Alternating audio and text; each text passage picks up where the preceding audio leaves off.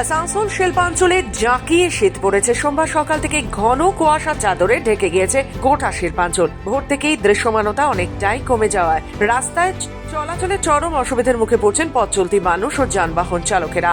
কুয়াশার কারণে জাতীয় সড়ক ও গুরুত্বপূর্ণ রাস্তাগুলিতে গাড়ির গতি কমিয়ে চলতে হচ্ছে।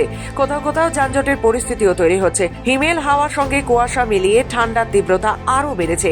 সকালবেলা থেকে বেরোনোর শ্রমিকেরা, অফিস যাত্রী, পড়ুয়াদের নাকাল হতে হচ্ছে শীতে। শীত থেকে বাঁচতে শিল্পাঞ্চলের বিভিন্ন জায়গায় মানুষজন আগুন জ্বালিয়ে হাত পা গরম করতেও দেখা যাচ্ছে। বাস স্ট্যান্ড, রেল স্টেশন চত্বর ও বাজার এলাকায় শীতের প্রভাব স্পষ্ট।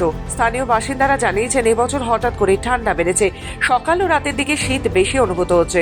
কুয়াশার জেরে দূর থেকে কিছুই স্পষ্ট দেখা যাচ্ছে না, ফলে দুর্ঘটনার আশঙ্কাও বাড়ছে। প্রশাসনের পক্ষ থেকে যানবাহন চালকদের সতর্ক থাকার পরামর্শ দেওয়া হয়েছে। আবহাওয়া দপ্তর জানিয়েছে আগামী কয়েকদিন আসানসোল শিল্পাঞ্চলে শীতের দাপট বজায় থাকবে। সকালের দিকে কুয়াশা ও ঠান্ডা অব্যাহত থাকলেও বেলা বাড়লে আকাশ কিছুটা পরিষ্কার হতে পারে। তবে রাতের দিকে ঠান্ডা আরও বাড়বার সম্ভাবনা রয়েছে। আসানসোল থেকে রাহুল পাসওয়ানের রিপোর্ট, খবর বাংলা।